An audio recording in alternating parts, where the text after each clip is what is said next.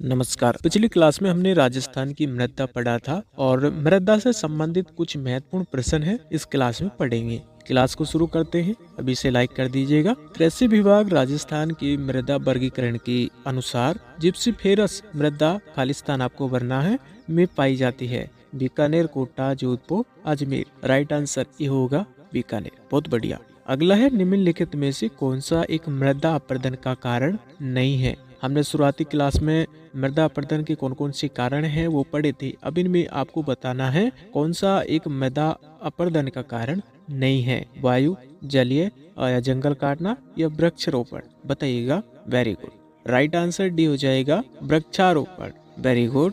अगला है वैज्ञानिक वर्गीकरण के आधार पर राजस्थान में कितने प्रकार की मिट्टी पाई जाती है। ध्यान रखना है वैज्ञानिक वर्गीकरण के आधार पर, ये काफी बार एग्जामों में आता है। बहुत बढ़िया। राइट आंसर सी हो जाएगा 5, जो हमने पिछली क्लास में बिल्कुल पढ़ा था। उम्मीद है आप सब प्रश्नों का सही जवाब दे रहे होंगे। राजस्थान में मृदा की उर्वरता बढ़ती है पश्चिम से पूर्व की ओर, पूर्व से पश्चिम की ओर, पश्चिम से पूर्व की ओर, उत्तर से दक्षिण की ओर, दक्षिण से उत्तर की ओर। बताइएगा राजस्थान में मृदा की उर्वरता बढ़ती है। बिल्कुल राइट आंसर भी हो जाएगा पश्चिम से पूर्व की ओर।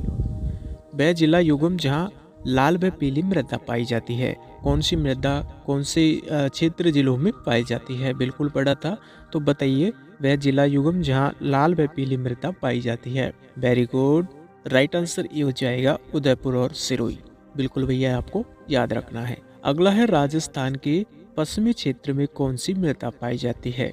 ध्यान रखना है बल्टीसोल, इंसेप्टिसोल्स, एल्पिसोल्स या एंटीसोल्स। राजस्थान के पश्चिमी क्षेत्र में कौन सी मृदा पाई जाती है। पिछली क्लास में हमने पढ़ा। बिल्कुल आप आवश्यक इसका सही जवाब देंगे। Very good. Right answer D हो जाएगा एंटीसोल्स। ध्यान रखना पश्चिमी क्षेत्र में पाई जाती है ये मृदा। अगला है राजस्थान में सर्वाधिक क्षेत्र में पाई जाने वाली मृदा है वो कौन सी है, जो कि राजस्थान में सर्वाधिक पाई जाती है। एल्पिसोल्स, एंटीसोल्स, इंसेप्टिसोल्स, वर्टिसोल्स। जो कि राजस्थान में सबसे ज्यादा पाई जाने वाली मृदा है वो कौन सी है, आपको बतानी है। Very good. Right answer B हो जाएगा एंटीसोल्स। अगर आप भी कर रहे हैं बहुत बढ़िया। पिछली क्लास में हमने विस्तार से पढ़ा था ये प्रश्न भी। राजस्थान में सर्वाधिक क्षेत्र में पाई जाने वाली रेबेरिना मृदा का संबंध है बाड़मेर से, उदयपुर से, कोटा से या श्रीगंगानगर से। श्रीगंगानगर।